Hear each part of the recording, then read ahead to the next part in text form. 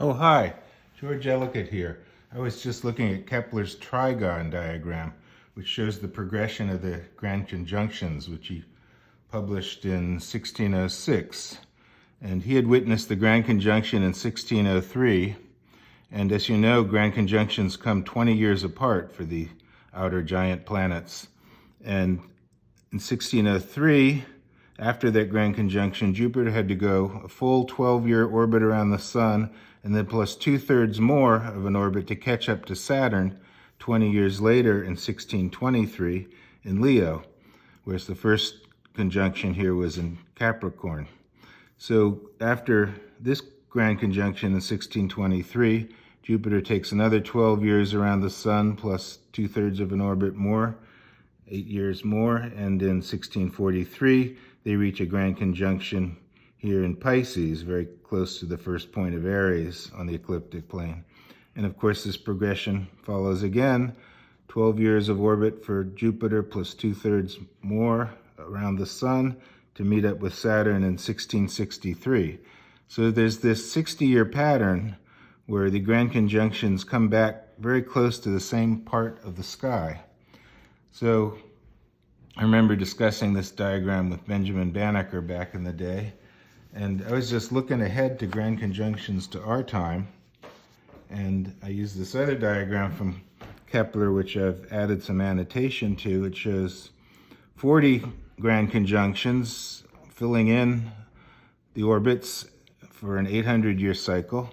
And looking back at 1603, all the grand conjunctions that have been in the low declination southern part of the ecliptic plane have been occurring in 60-year intervals, and it's crept around here. So in 1782, Benjamin Banneker and I looked at grand conjunctions and discussed them. And now we're in 2020, and we're still in a low declination, but the grand conjunction has moved near Aquarius as a sun sign.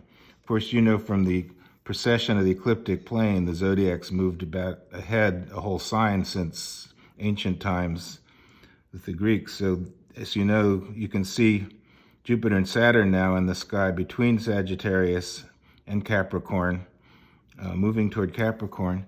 These are sort of a mean motion diagrams of the conjunctions, and you actually have to consider details with the planets having retrograde motion and sometimes crossing 3 times. And not all conjunctions are equal. Some are closer to the Sun, so you can't see them, and some are on the opposite side of the sky.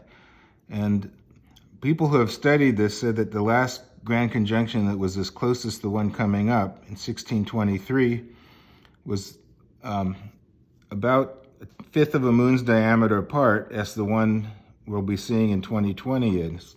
However, Jupiter and Saturn were much closer to the Sun then, and Kepler tried to look for that, and he saw Jupiter pop out of the twilight, but could not see both of them clearly in his telescope as the morning light got bright really fast.